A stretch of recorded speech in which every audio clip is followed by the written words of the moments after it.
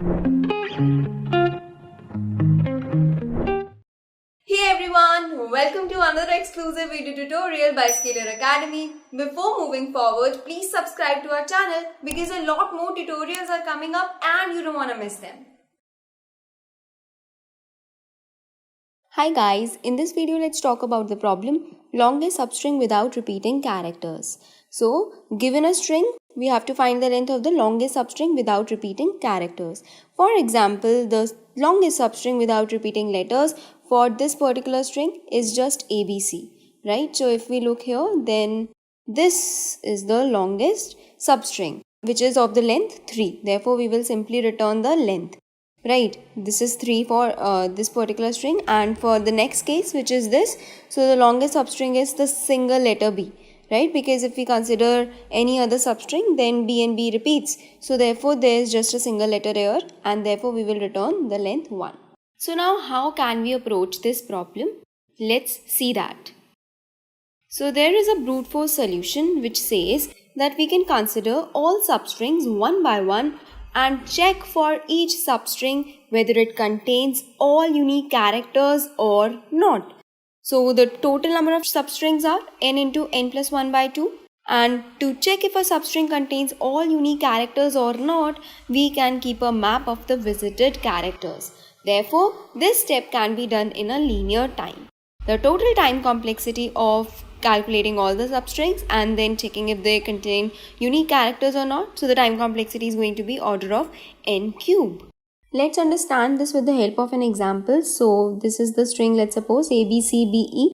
Then what are all the substrings that can be present with the starting from A? So we can have just A, then AB, then ABC, then ABCB, then ABCB, E, right? To check if the substring have the unique characters or not, for that we can use either map or we can use a set. If we use a map, then we can have a mapping from character to integer, which will store the character in a present substring and the frequency of that character, and in the set we can simply store the character only to check its occurrence. Now starting from A, we can have all these substrings. So at present we have just A, let's suppose this is the first string, and for now we are just considering a set. So A is not present, so let's put A and let's maintain a length variable. So length at present, the maximum length is just 1, right? Now let's move to the next substring, so which is AB. So right now A is not present, so let's put A into the set, okay? And B is not present, so let's put B into the set. Now the maximum length is 2. Now let's move to the next substring, so which is ABC. A is not present, let's put A into the set. B is not present, let's put B into the set. C is not present, let's put C into the set. The length, maximum length is 3 now. Let's move to the next substring now, which is ABCB. So A is not present, let's put A. B is not present, let's put B. C is not present, let's put C. Now B is present already, right? B is present. So now even if we move further, even if we check for the next string, then we can say that if this string cannot contain the unique characters, that means string starting from this current I cannot consist of the unique characters. So that means let's check for next substrings. So let's check substring starting from B. So let's initialize it. So starting from B, we have just B, then BC, then BCB and BCBE, right? So for just B, we can check that okay, B is not present, so let's put it, but the maximum length is going to be 3 only. Let's check for the next substring, which is BC. So B is not present, let's put B. C is not present, let's put C. Still the maximum length is going to be 3. Now let's check for the next substring. So B is not present, let's put B over here. C is not present, let's put C over here. Now this B is present, right? B is present. So what should we do? If we move even further, that will tell us that okay, it won't help us because the B is repeating. So we can move simply to the next substring starting from C. So C, CB, CBE. Likewise, we will keep on checking and we will keep on iterating till we have completely iterated this string, right? The complexity for this is going to be order of n cube, which is pretty huge. So can we optimize it? Well, yes, let's see. So this can be further optimized if we check whether the substring consists of unique characters or not while moving the second pointer only. So what can we do? So the substring is A, B, C, B, E. Right now I is at here, right? And J is also starting from here. So A is not present. Let's put A into the set. So let's put A into the set. Now let's move J. Length right now is 1. So B is also not present. Let's put B into the set. And now length is 2. Let's move J. C is not present. Let's put C into the set. Now length is 3 and let's move J. Now B is present. So what should we do? Now we will be moving our I. So I will come over here and J will also start from here now. So B is not present. Let's put B. And length will still be 3 only because that's the maximum. Right. Now let's move J. C is not present. Let's put C. Right. Length will be same. J is not. So B, when J is incremented, it comes to B. And B is already present. That means we can simply increment our I now. So I will come to this location and J will also come to this location. Right. And we will keep on iterating and keep on checking this way. So C is not present. Let's put C. Right. And length will still be 3 only because that's the maximum. Let's increment J. This B is not present. Let's put B. Right. Now increment J. E is not present. Let's increment E. Right. And the length is here is 3 and our present maximum length is also 3. So we need not update it. Now let's increment J. So now we have completely iterated over our string and therefore we can stop. And here we are checking the uniqueness of the characters in the string while iterating with jth pointer. So that will take the time complexity of order of n square, right? Now can we even optimize this further? Well, yes, we can do this function. We can do this in linear time as well. Well, let's see how. So we have A, B, C, B, E. Right. Our I is starting from here. Let's maintain a set. So we have A over here. So length, current maximum length is just 1. Now let's increment J. So B is not present. Let's put B and let's increment our length. Let's increment J. C is not there. Let's put C and let's increment the length. Now let's increment J.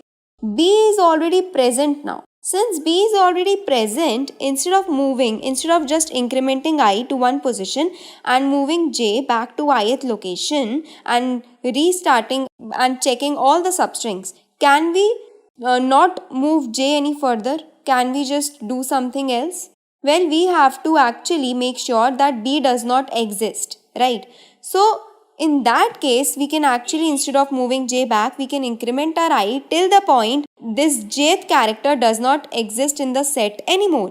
Now what do I mean by that? Let's see. So I is incremented and this particular character now can be erased from the set as it is no more in the current window from I till J, right? So A can be erased. Now still the character at B is present in the set. So we need to increase our I further. Let's increase it. And let's remove this B now. Now does this character at J is present in set? Well, no, it's not present, right? That means this B has just one occurrence now.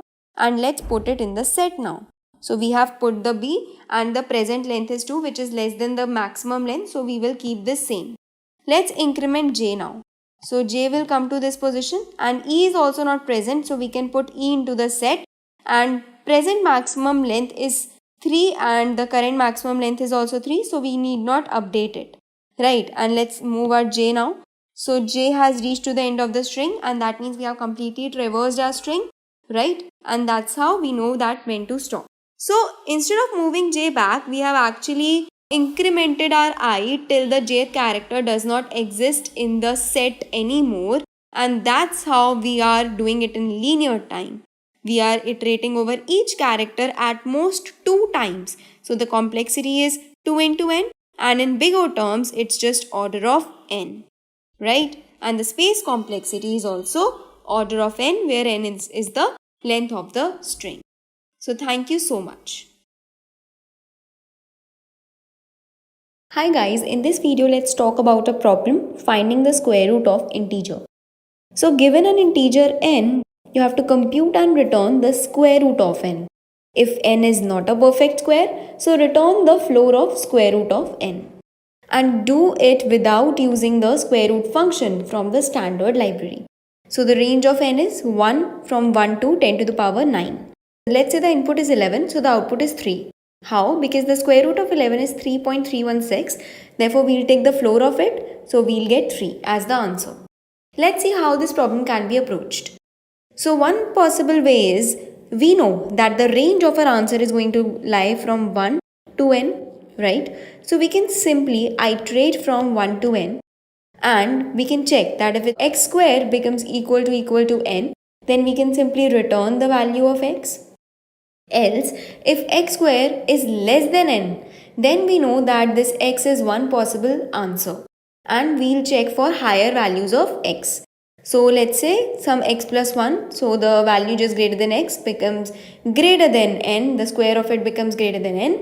So we know the previous value did satisfy, so we will simply return the stored answer, because any x greater than this will not satisfy the condition, right? Will not be the answer. So let's see how can we optimize this problem, because this will give a time complexity of order of n, linear time complexity.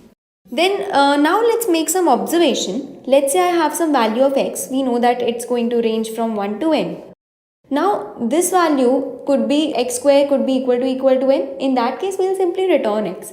But if it's less than n, then we know that the value lesser than x cannot be the answer, right? Cannot be the answer. It's quite possible that the value which is greater than x could be an answer. X or any value greater than x can be one such answer. So we can reduce our search space, and then now we can search between from x to n, right? Now the third condition is when x square is greater than n. If this is the case, then we know that any value which is greater than x cannot be the answer. That means we should look to our left. And we should also ignore this x, because x square was greater than n. So from here comes the intuition to apply binary search, because we have a search space and we have a conditions because of which we can reduce the space into half. So let's see the code for binary search. So here we will take, so if x equal to 0, we'll simply return 0, and otherwise we'll put our start to 1 and end to x, right? Now this is going to be the while loop for the binary search. We'll find the mid. So start plus n minus start by 2. This we have found our mid like this way, because this will avoid overflow. Okay. And if mid is less than equal to x by mid, what this means, that if mid into mid is less than equal to x. Now this could cause overflow, therefore we'll write it like this, right? So first we have reduced the value and then we are checking. So if this condition becomes true, that means mid is one such possible answer, right? So we will simply store the answer and we'll move to right. Else, if this condition fails, then we'll move to our left. So at then we'll simply return our answer. Now this particular binary search approach is going to take the complexity of order of log base to n. Let's see this with the help of an example. So here our n is equal to 10. The start is going to be 1 initially and end is going to be 10. Mid is 5. So 5 square is greater than 10, right? Therefore, we should move to our left. So end will become mid minus 1 and 1 will remain same. Start will remain same. So mid is equal to 2. Now 4 is less than 10. So we will move to our right. And start will become mid plus 1 and 4 will remain same. End will remain same. Now mid is 3.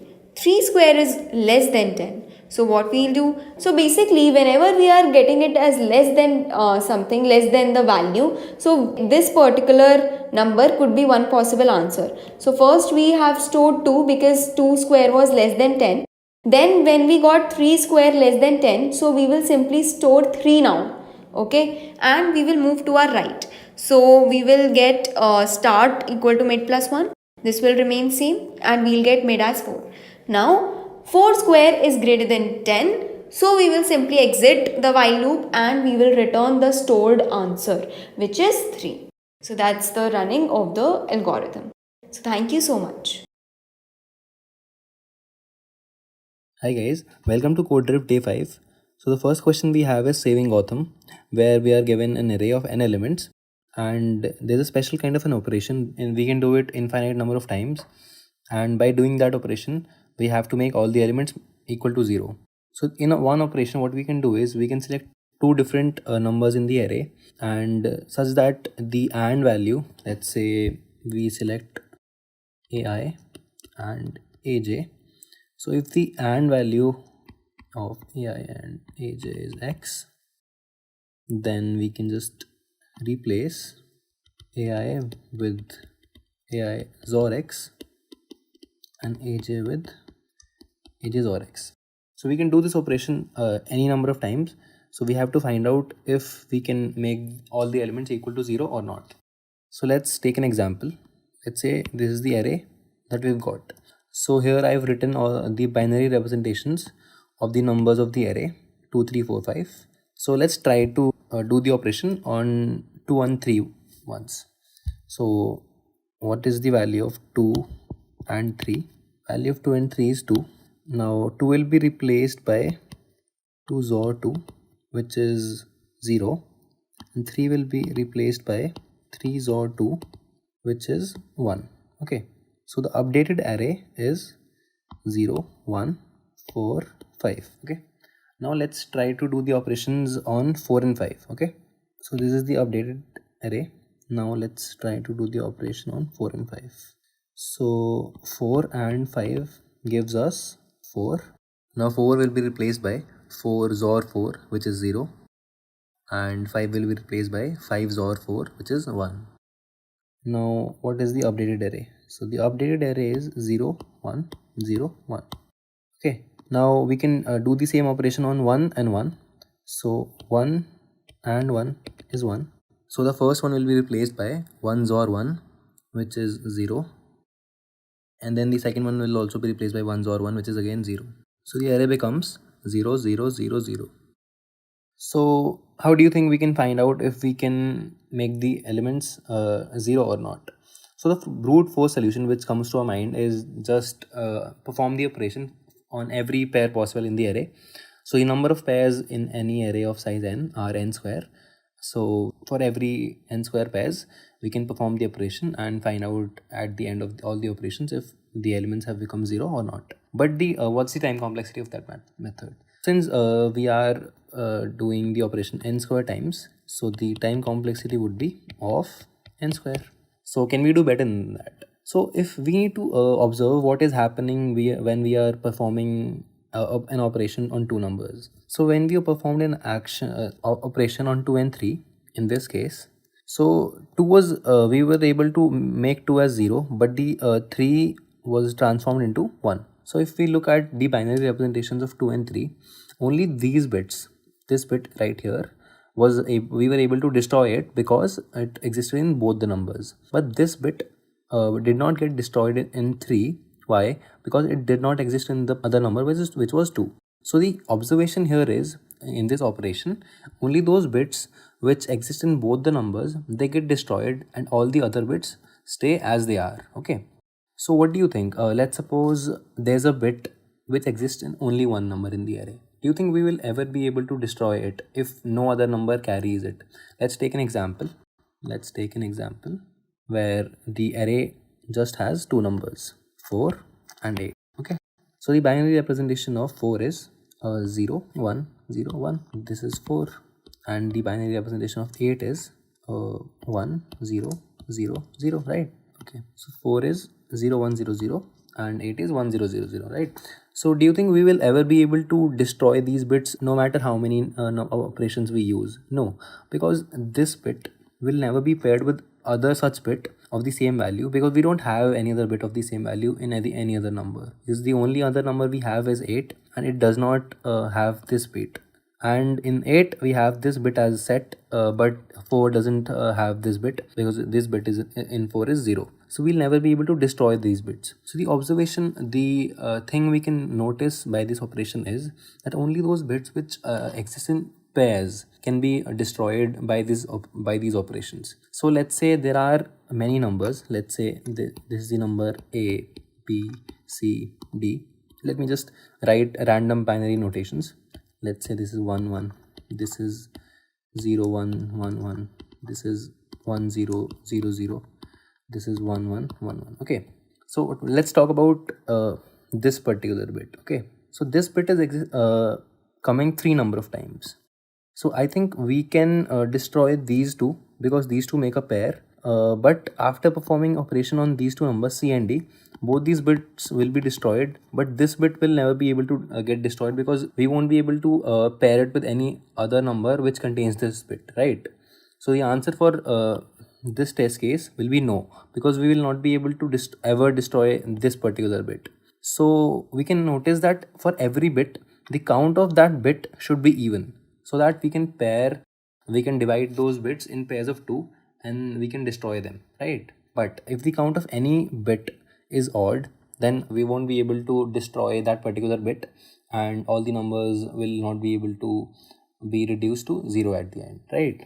So how can we implement this? So let's see.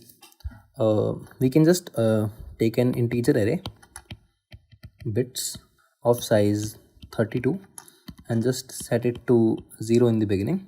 And then let's say we are given an array A. Okay, so for all the elements for each x in A, let's say the given array is called A. Okay, so for every number we will check from I is equals to 0 to 32 if x right shift I and 1, we will increment bits of I by 1. Okay, so what is this piece of code doing? So what this is doing is, when we right shift any number by 2 or 1, so what it does is, let's say the binary notation of x is 1 0 1 1 0. So what happens when I right shift? So this operator is called right shift. What happens when I right shift the number two times? So the extreme right 2 bits will get dumped, and all the bits on the left side will just get shifted to the right. So the updated notation will be 0 0 1 0 1. So why do we use right shift?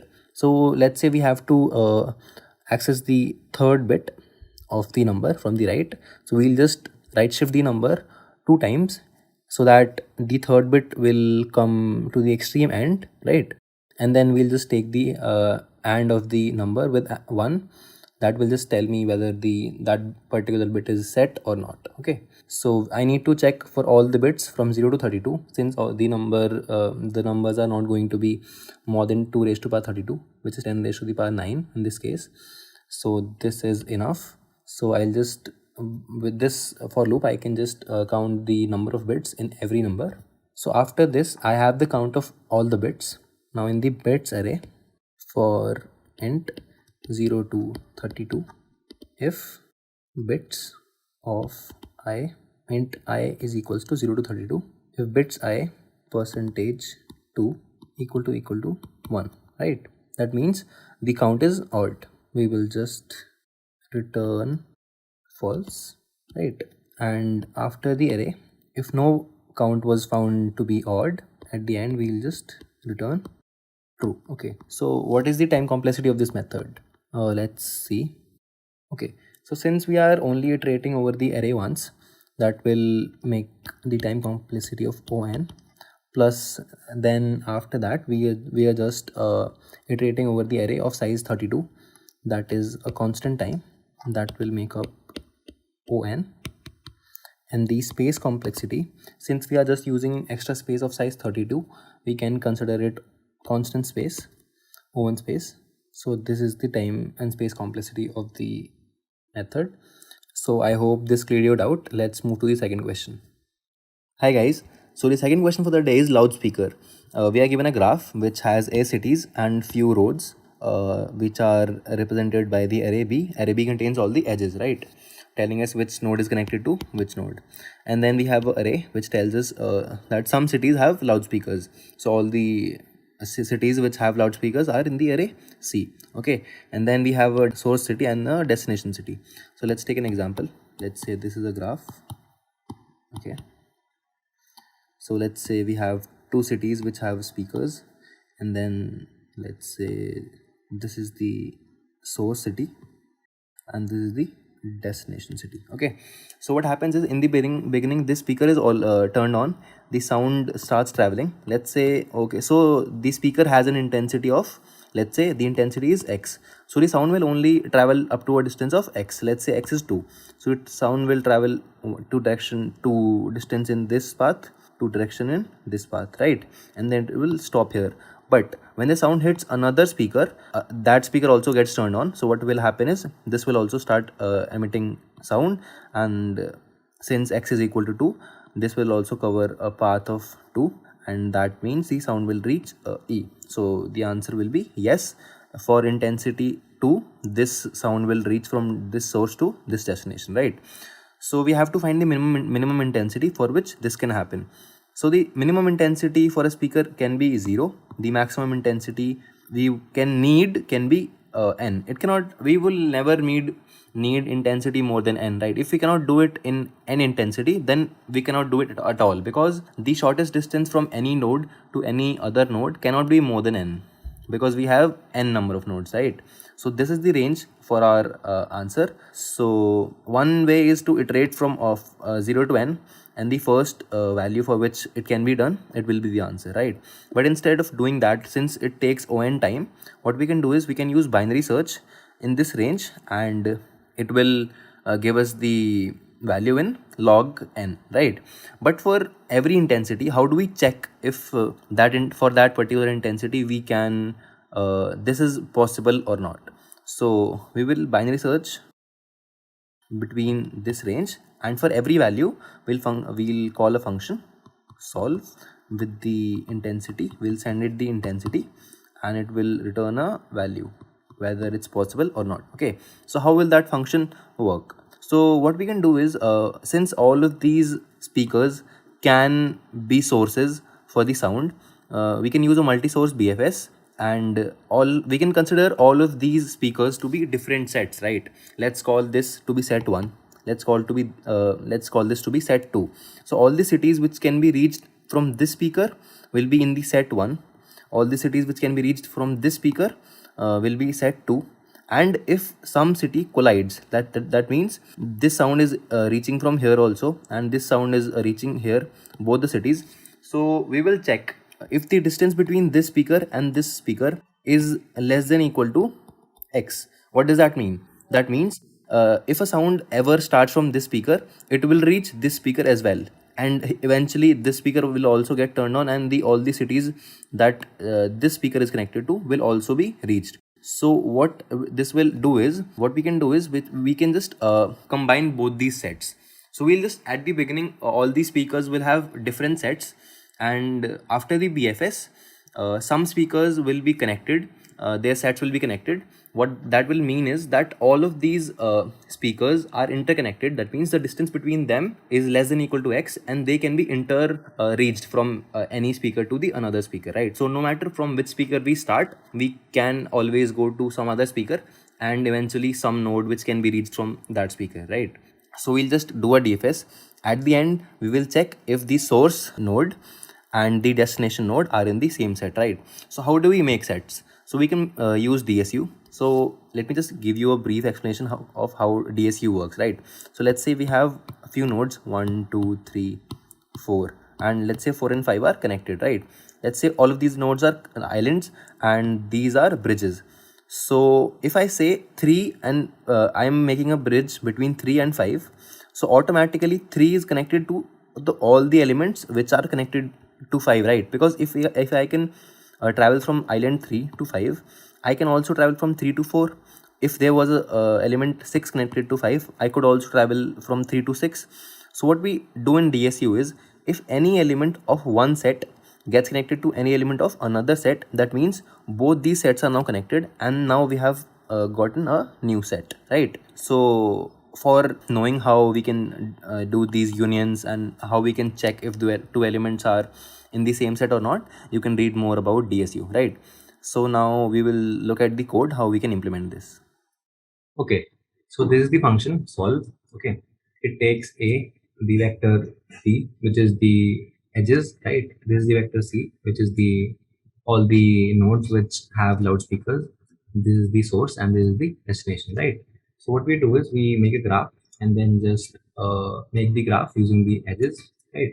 And then what I do is, for all the nodes which have speakers, I just insert them into a set so that later on it's easier to check if some particular node has speaker or not, right? And then what I do is I just set the constraints low as 1 and high as 1 10 to the power 5. So you can either set high to n, or I'm just taking the worst case here. Since n goes up to 10 raised to power 5, I just set it to 10 to the power n raised to power 5, right? Also, I've set answer to int max. You can also set it to n or the maximum value, right? Then we start the binary search. While low is less than equal to high, we calculate the mid, and then for that particular mid, call this function can do and see if it's true or not. If it is true, we set answer as mid. That means this mid value is our potential. This can be our potential answer if we don't find some value lesser than this, right? So we just put this in our answer and then put high as mid minus 1. That means we are trying to find a better value than this, right? But if it doesn't return yes to us, that means that the sound does not reach the destination with this intensity. So we have to find a bigger intensity. So we'll set low to mid plus 1, right? And then in the end, I just return the answer. If the answer is still equal to int max, that means we never got a value which returned true. That means we have to return minus 1. Otherwise, I'll just return answer, right? So let's take a look at the function can do. So this is the function can do. So this just takes in all the constraints. The mid goes as x. So x is the intensity for which we are checking, right? This is the graph, this is the set, these are the source and destination. And what's n? N is just a, right? The number of nodes, right? So then this parent size, these are just the arrays that we need to make for DSU. So these are the functions is equal and union. These are the functions which we use to this union. Basically, we need this function to make two elements, unite two elements, bring them into a same set, right? We just make this loop to reach the root node of A. We use this loop to reach the root node of B. C, if they are equal, that means they're already in the same set. We don't need to do anything. If they are not, we just combine them, right? You can read more about this, why we are doing this. This is just to make the tree balanced so that the search happens in log n, right? And this tells us if the two elements are in the same set or not. So we just travel to root of B. If they are equal, they're in the same set. Otherwise, they're not, right? Okay. In the can do function, what we do is we just perform the BFS and then we perform the function is equal. Set D, set E are the sets in which D and E lie. And this is the, we are passing the parent array to check if they are in the same set or not. So what does BFS do, right? That's the main thing. So what we do is we create a array distance. So this is just to, we just initialize it by distance I is equal to -1. That means all the nodes which are not yet visited, we have set the distance to -1, right? And since we are starting from all the sources, which are the speakers, we are doing a multi-source BFS. So for all the sources which have all the nodes which have speakers, I set distance I equal to 0. Since we earlier talked about how starting from all the speakers will be equivalent if those speakers can be reached from the destination speaker, right? So in the end, if all the speakers that will be in the same set as D, we will know that these speakers can be reached by the speaker D, right? And then we can just see if D and E are in the same set, right? So this is what we are doing. This we are just setting the distance of every I, which is the speaker, to 0, right? And then we are assigning some sets to these nodes. Set of I is equal to j plus plus. So we just start j by j with 1 and we do j plus plus. So just numbering from 1 to, we just keep increasing it and keep assigning a different set to every node which has a speaker, right? Then we just start the DFS for every element in the front. What we do is, if we'll come to this in a second, but so what we do is for all the elements that are connected to T is the element in the front of Q, right? So all the elements which are connected to T. If distance of JJ, which is the element which is connected, is equal to -1, that means it has not been visited yet. So what I'll do is I'll just add that to my set. So I will just assign the set of JJ to set of T. That means that element and the speaker we have started from, which is the T, we just put them in the same set, right? And then distance of JJ is distance of T plus 1. This is very logical. The distance will just keep increasing by 1, and then I just push JJ to the backside, right? This is how BFS works, right? So in the else condition, which means if distance of JJ is not equal to -1, that means JJ has already been visited before, right? So if it has been visited, distance of J must be some positive value. It means it has been visited from some other speaker, right? So we'll just check if this set and this set can be joined together.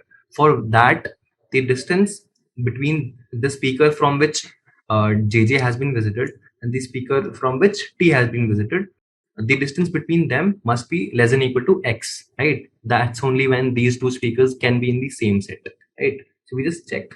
This is the distance till T, and since we are going one step further, we add 1 to it, and the distance which was already covered to reach J, this is the total distance between the two speakers. If this is less than equal to X, what we do is we just unite the set that T belongs to. That means the speaker from which we have reached T, the set which JJ belongs to. That means the set of the speaker from which JJ was previously reached, right? And then we just unite them, put them in the same set, right? Yeah, we just keep doing this for all the elements, and in the end, we just check in the can do function if T, the set of T, and the set of E are connected.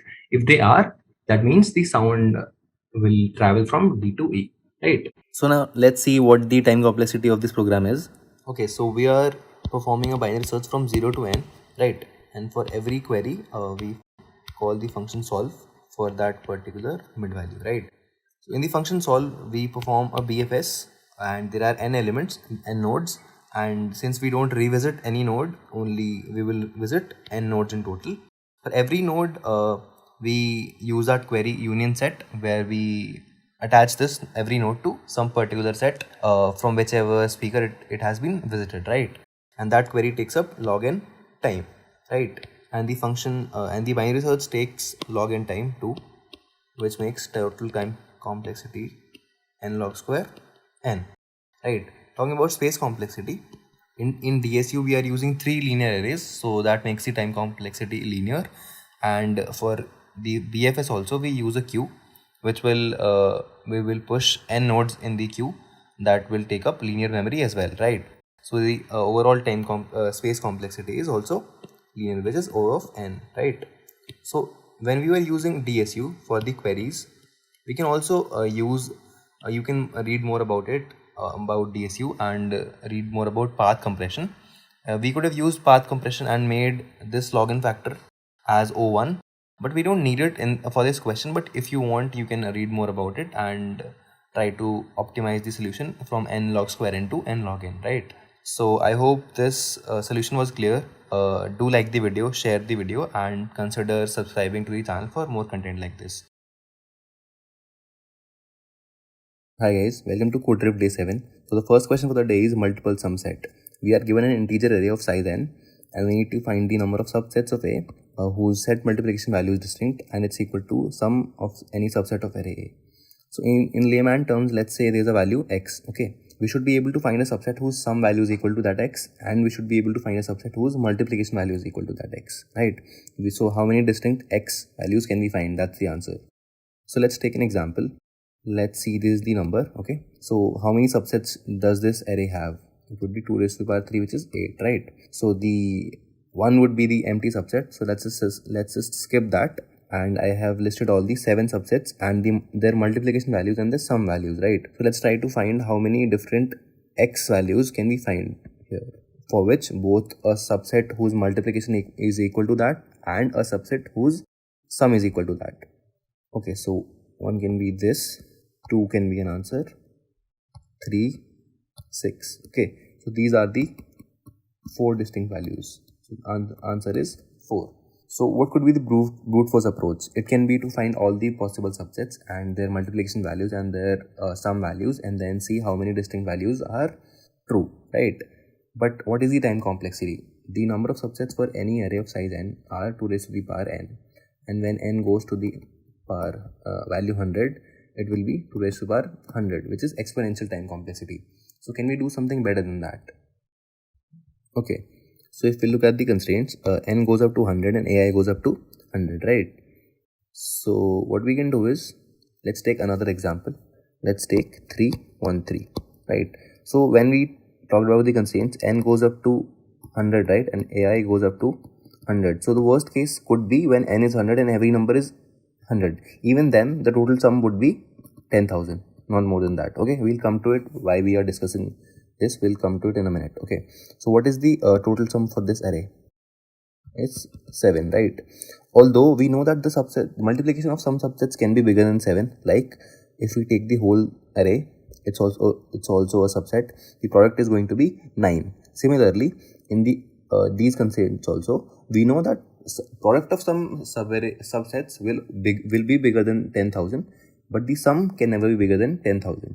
So are we really interested in numbers which will be bigger than the total sum? No, because although we can find subsets whose multiplication value will be bigger than total sum, but can we really find subsets whose sum will be bigger than total sum? No, because this is the maximum sum.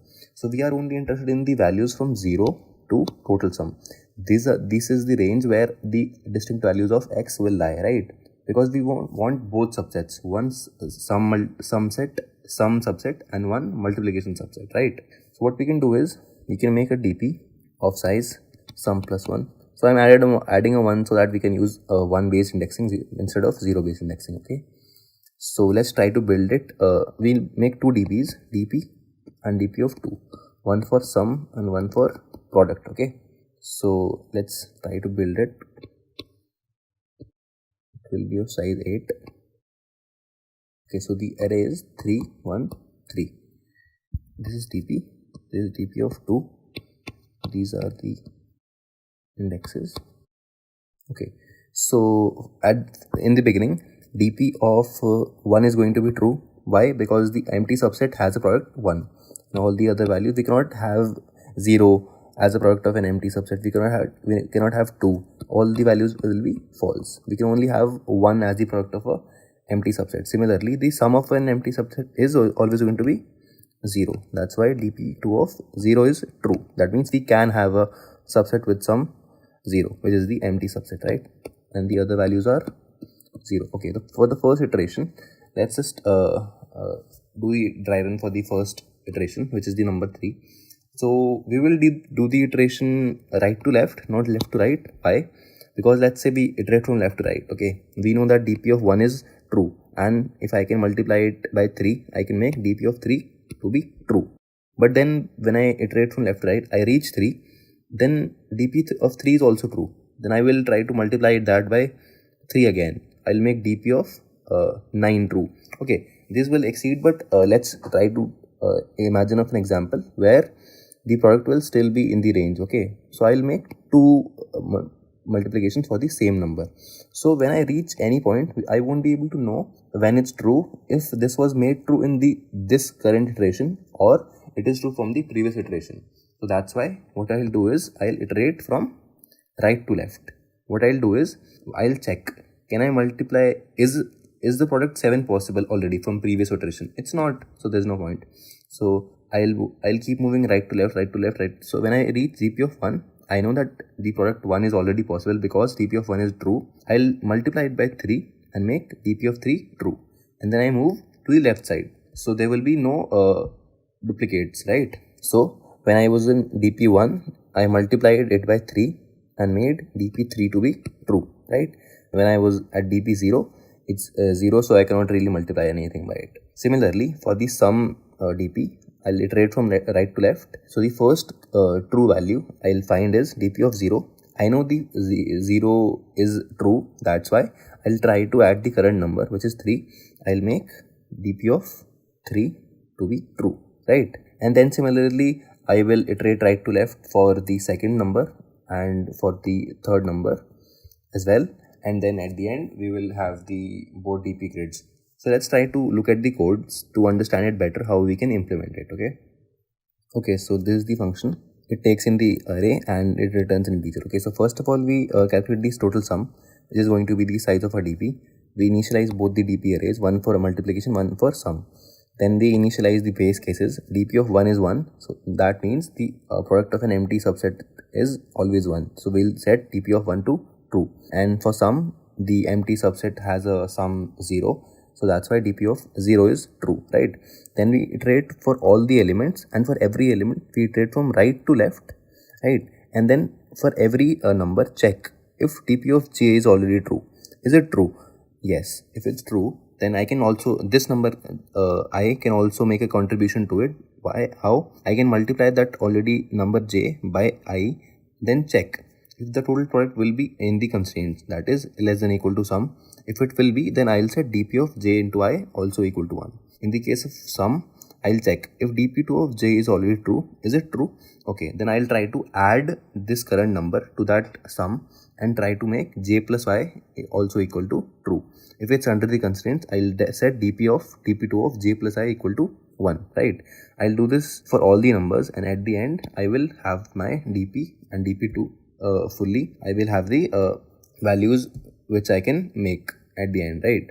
And then I will take a variable count, and then for every value from 0 to sum, I'll check if DP of I and DP2 of I is true for both the numbers. That means that will count as a distinct x, right? So I will increase the count by 1, and at the end I'll just return the count, which will be the answer. Okay, so I hope this was clear. Let's move on to the second question. So now we are going to solve the second problem of today, that is another counting problem. So in this problem, Alice and Bob were fighting over the last piece of cake. And then Bob said to Alice that if you can solve this problem, then you can have the rest of the cake. You are going to generate an array of size A. Elements of the array can be elements from 1 to B. So there are b to the power A possible ways to generate an array. The score of an array is equal to the number of distinct elements in array to the power C. You need to find the sum of all the possible scores of b to the power A possible arrays modulo 10 to the power 9 plus 7. Alice asked you for the help, please help him. And constraint on this problem is that A, which is the number of elements in the array to be generated, is from 1 to 10 to the power 9, and B, which is the maximum value an array element can have, is from 1 to 10 to the power 9. And the value of C in this problem is from 1 to 2000. Now let's take an example to understand this problem. So now let's take example of A equal to 3 and B equal to 2 and C equal to 2. So it means that we want to generate arrays of size 3 and all the values element can have is 1 and 2. So now let's generate all the arrays. So one array is 1, 1, 1, then 1, 1 and 2, then 1, 2 and 1, and last is 2, 1, 1. And symmetrically there are going to be 2, 2, 2, then 2, 2, 1, then 2, 1 and 2, and 1, 2, 2. Now let's calculate number of unique element in each array. So in this array there is only one unique element. In this array there are two unique element. In this array there are two unique element. In this array there are two unique element.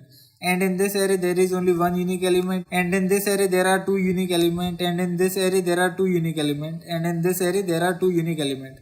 And we have to raise every number by the power of C. So we will raise all the number by the power of 2. So 1 to the power 2, 2 to the power 2, 2 to the power 2, to the power 2, 1 to the power 2, 2 to the power 2, 2 to the power 2, 2 to the power 2. So now we are going to add them up and calculate their sum. So their sum is going to be 1 plus 4 plus 4 plus 4 plus 1 plus 4 plus 4 and plus 4, and their sum is going to be is equals to 26. So this is going to be our answer for this example. Now one way to approach this problem is using dynamic programming. So we will create a dynamic programming of dimension dp I j, where I can take values from 0 till A and j can take values from 0 till B, and dp of ij denotes in how many ways we can create prefix of I elements such that out of them there are j unique elements. So dp of I j is going to be equal to dp of I minus 1 j multiplied by with j plus b minus j minus 1 times dp of I minus 1 j minus 1. So this term here denotes that we already had j unique element in first I minus 1 elements, and this j is the ith element. So this j is one of those elements that has already appeared in I minus 1 prefix. And this term here denotes that our current element is the unique element. So the ith element is unique element and it has not appeared in its prefix. So dp of I minus 1 j minus 1 is the number of ways in which we can generate prefix of I minus 1 element such that there are j minus 1 unique element. Now this ith element is going to be a unique element, so it has to be one of b minus j minus 1 elements. And after iterating over all the values of I from 0 to a and all the values of j from 0 to b, we can calculate our answer. And so this is how we can compute our answer using this algorithm. The time complexity of this solution is going to be O of a cross b, which is very large, and now we have to optimize our solution. Now before solving the entire problem, let's solve a subpart of this problem. So in the subpart of this problem, we are going to calculate our answer, but we are going to fix the number of unique elements. So let it be k. So we have now fixed the number of the unique element in our array. So in this subproblem, we have to solve this problem in such a way that after creation, array A has exactly k unique element. So here out of b elements, we have selected k elements. So now we are going to use these k elements to create our array A. So in array A, there are a indexes from 0, 1, 2 till a minus 1. So all of these indexes are going to have one element out of these k elements. So we have to allocate these a indexes to those k elements. Now let bk1 be the first element selected from 1 to b, and bk2 be the second element selected from 1 to b, and bk3 be the third element selected from 1 to b, and let bkk be the last element selected from 1 to b. So we have selected these k elements from b, and now let's consider that out of those a indexes, we gave a1 indexes to bk1 and a2 indexes to bk2 and a3 indexes to bk3 and ak indexes to bkk.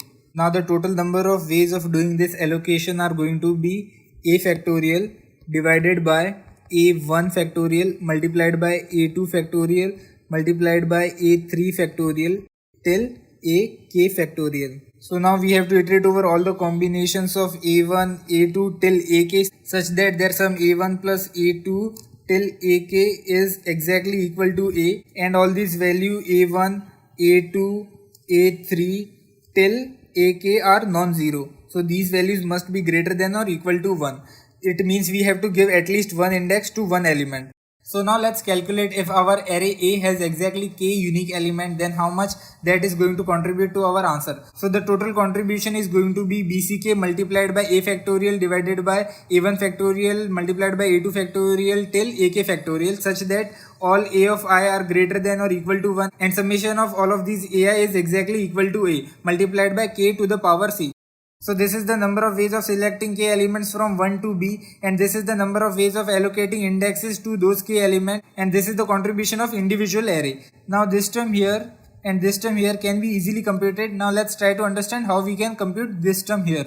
So now let's try to evaluate this term as a coefficient of some polynomial. So now what we can do is that if we write k polynomials of the form x plus x square divided by 2 factorial plus x cube divided by 3 factorial and so on, and one more polynomial of the form x plus x square divided by 2 factorial plus x cube divided by 3 factorial and so on till the kth polynomial. And here you can see that the number in the power and the number in the denominator, so these factorials in the denominator are exactly same. So now if we multiply all of these k polynomials, then in the end we are going to get a polynomial of the form x and x square and x cube and so on. So all of these terms are going to get some coefficient here. So now let's try to understand what is going to be the coefficient of some generic term x to the power alpha. So now let's consider that from this polynomial we took an element with the power x to the power alpha, and from this polynomial we took a term with x to the power alpha 2, and from here alpha 1, and till from this last polynomial we took an element with x to the power alpha k. So their multiplication is going to be x to the power alpha 1 multiplied by x to the power alpha 2 till x to the power alpha k, and in the denominator we are going to get alpha 1 factorial, alpha 2 factorial till alpha k factorial.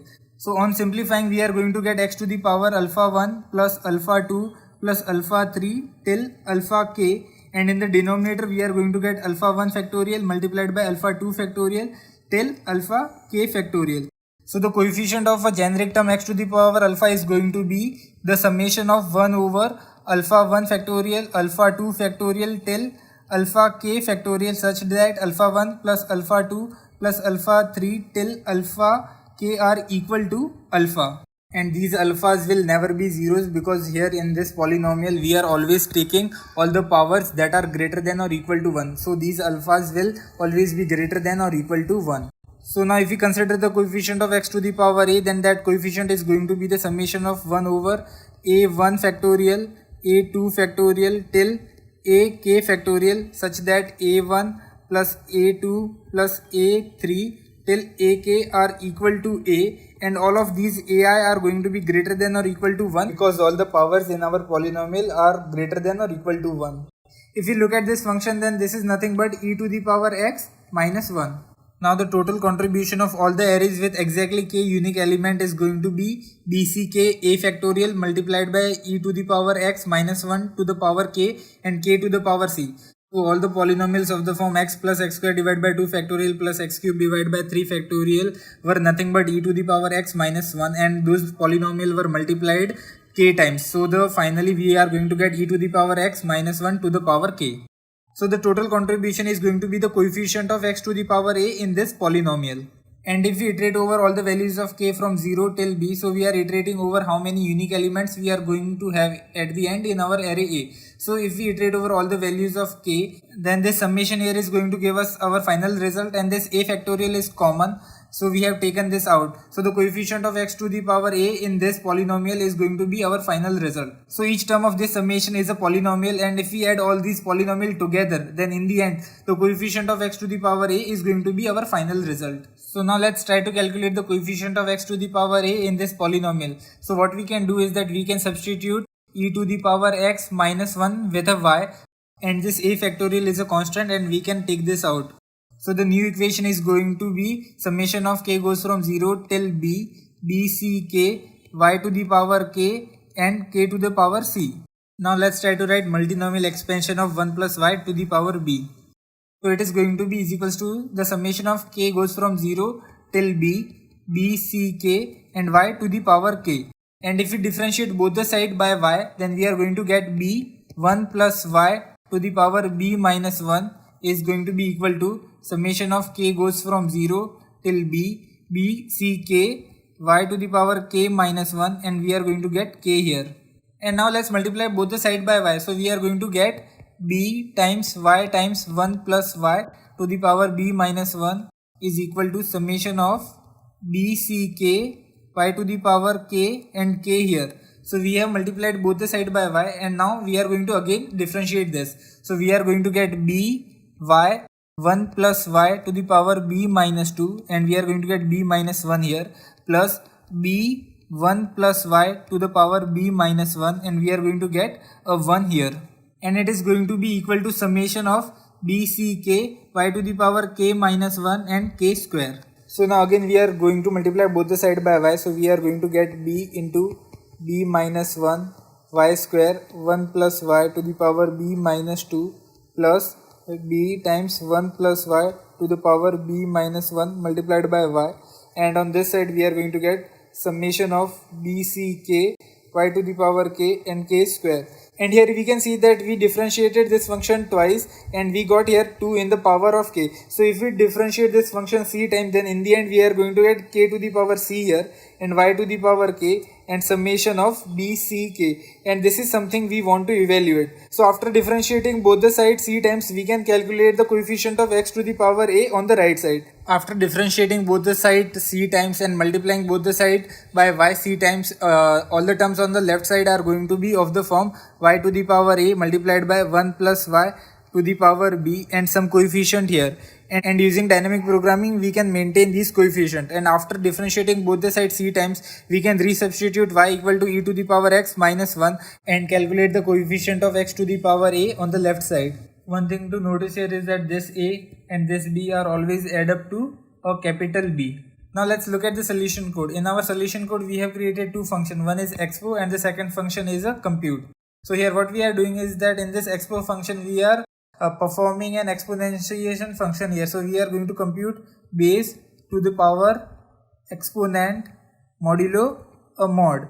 So here base to the power exponent can be very large, and this helper function is going to help us to compute the value under a modulo. So here we are doing that, and this compute function here is going to help us in computing all the binomial coefficient that we need in our solution. So to compute the binomial function, what we are doing is that we are using the property of Pascal triangle, that is Cij is nothing but C of I minus 1 j and C of I minus 1 j minus 1 modulo mod.